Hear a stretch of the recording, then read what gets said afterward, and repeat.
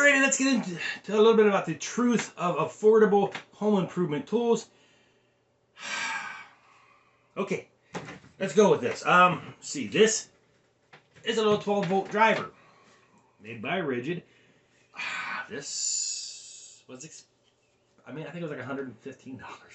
Like, wow. This is a Hart driver, 20 volt. Now, you notice, yeah, one's bigger than the other, right? One's definitely bigger than the other. Little itty bitty battery for a 12 volt driver. Little heftier battery for a 20 volt driver. And I'm not knocking Ridgid. I love my Ridgid. Okay, I do love my Ridgid. I wish I had more Ridgid. But let's look at the truth of it. This does the same thing as this. Only this does it better. Not because it's a better tool, because this is only 12 volt and this is 20 volt. Okay, volts matter. They matter a lot. When you're trying to do something, there's going to be jobs that don't cut it for. Now, if you're just driving screws into wood, this will probably get you through most of it, okay? Now, if it's going to be a really, really hard wood, or you're going to go into a knot, you're going to need something a little more powerful. It's just something to say. The affordability, I think this was $70. This was like $120. Affordability-wise, cheaper can be better. And this is made by the same company that makes Ryobi or something, I don't know. There's several different tools that they make that are higher name brand. Same company that makes them. So, one of those things, right? Alright, and with these two, it's going to be the same thing. These are both impacts.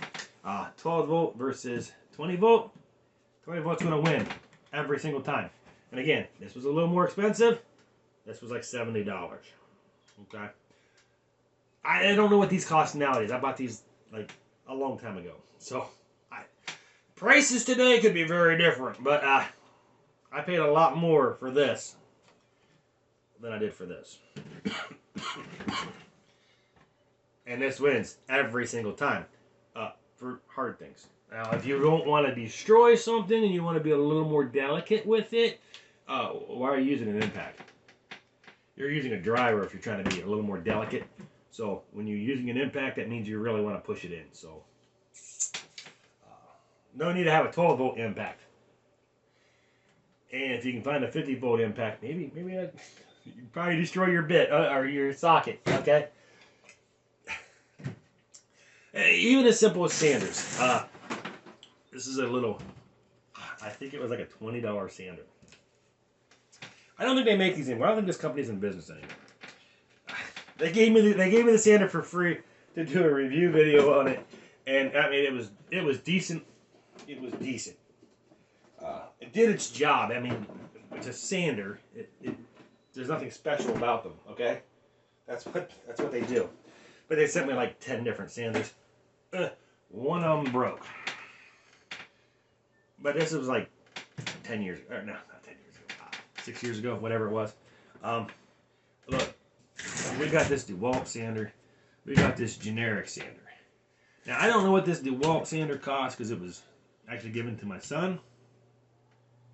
Yeah. But the DeWalt sanders are, DeWalt tools are way more expensive than these little generic tools. They do the same thing. They both oscillate or vibrate, and they move that pad around the surface of the wood. They do the same thing.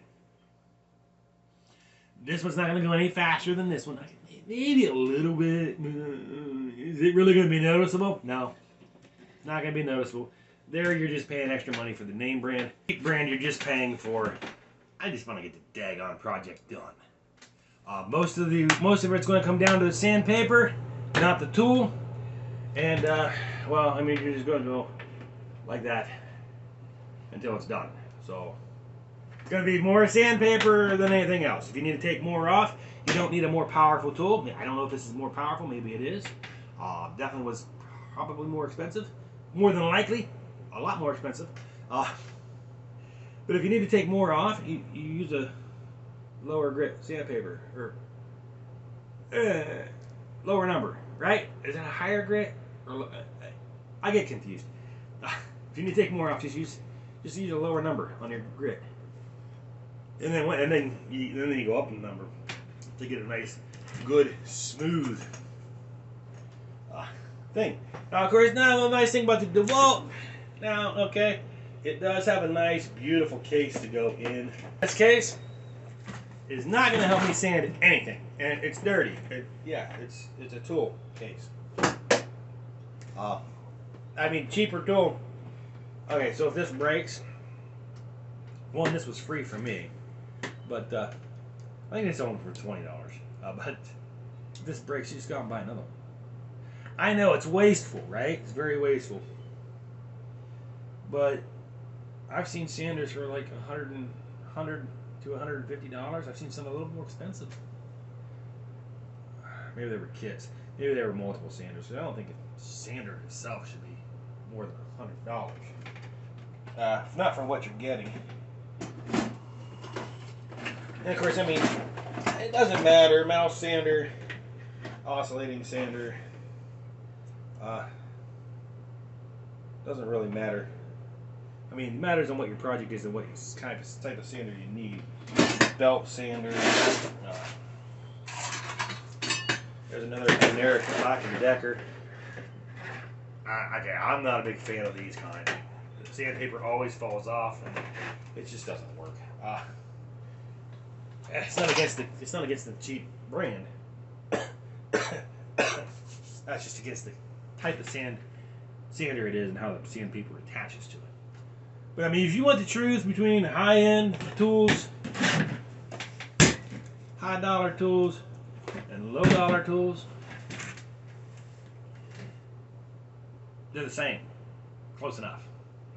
I know on Hart, I have went through some bits. I have definitely went through some bits.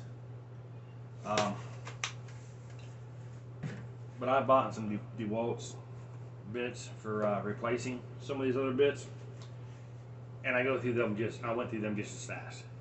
Like I said, I was doing assembly work for different stores, and just constant 8 hours a day, just constant.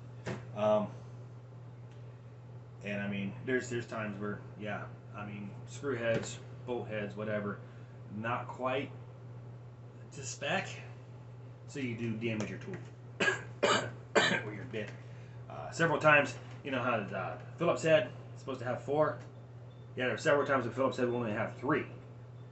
So yeah, I mean, damaging your bits by trying to, just to get it done fast. It was like, okay, this is a messed up bolt or a screw, and it's not. Let's put it in a non-essential place. Something that all we got to do is get it mostly tight, and it'll be fine. Don't want to have it on something that's going to be moved a lot or actually used a lot, just in case. But I mean, you got to deal with what the manufacturer gives you, and when they give you crappy products, you go through bits pretty quick. And once you start damaging a bit, it's pretty much toast. No matter if you paid a lot of money for it or if you paid very little for it, it's still toast. Some of the best bits I got, though, these were cheap bits. I have not had a single one of these break. I mean, I've left a few out in the weather for a bit, but not a single one break. And these are cheap. Old work. These are in my toolbox or my belt. But mold work. I mean, they made great tools. They gave me these for free years ago, and I've used these a lot. I've never had a single one of those break. I've had Hart ones break. I've had DeWalt ones break. I've had Craftsman ones. Craftsman? I think it was Craftsman break. I mean, I've tried a lot of different bits, sockets and everything else, and these held up better than a lot of other ones. But that's the thing, though. You don't use these with an impact, you use these. Impact safe, not impact safe. But I've had some of these break with the impact. So, from different manufacturers, many different manufacturers. So, truth between affordable, budget friendly, and high end. More money in your pocket. Bye.